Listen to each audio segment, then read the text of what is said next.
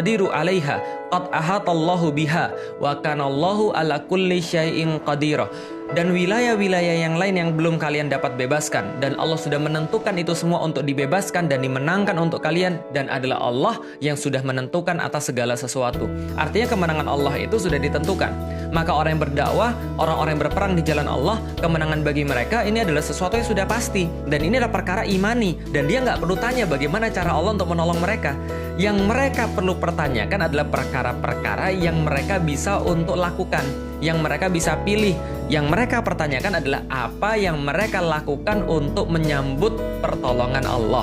Sedangkan pertolongan Allahnya tidak perlu diragukan dan tidak perlu dipertanyakan bagaimana caranya. Lalu kemudian Rasulullah Shallallahu Alaihi Wasallam menyampaikan pada para sahabat, sesungguhnya tidak ada satupun daripada kalian, kata Rasulullah, melainkan satu jiwa daripada kalian itu, semua jiwa itu tidak ada yang turun ke dunia ini, melainkan Allah sudah tentukan apakah dia akan menjadi penduduk surga atau menjadi penduduk neraka, dan apakah dia menjadi orang yang berbahagia atau menjadi orang yang sengsara di dunia. Lantas kemudian ketika mendengarkan hal ini, para sahabat secara normal dong, secara wajar dong langsung bertanya pada Rasulullah, ya Rasulullah, kalau begitu, apakah kita tidak menyerahkan semuanya pada takdir saja?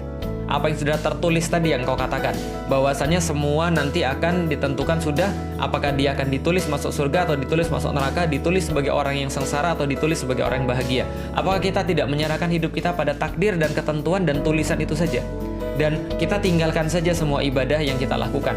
Dalam arti, ya ngapain beribadah kalau begitu? Allah tidak bakal mengubah keadaan dalam satu kaum sampai kaum itu mengubah sendiri keadaannya. Kalau dia mau berhenti daripada kekafirannya, lalu kemudian kafir dalam makna bahasa Arab adalah menutup. Dia mau membuka hatinya, dia mau membuka akalnya, dia mau membuka kupingnya, matanya, lalu kemudian melihat tanda-tanda kebesaran Allah, menerima kemudian dakwah-dakwah yang disampaikan kepadanya, maka dia berpikir dia akan mendapatkan bagian daripada hidayah.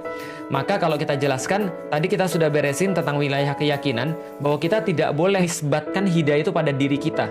Bahkan Rasulullah tidak, hidayah bukan milik kamu, tapi milik Allah. Apalagi manusia biasa seperti kita. Maka itu wilayah sudah beres. Sekarang kita bahas wilayah tentang usaha manusia dalam memudahkan hidayah bagi orang, atau dalam kemudian memudahkan hidayah itu bagi dirinya sendiri.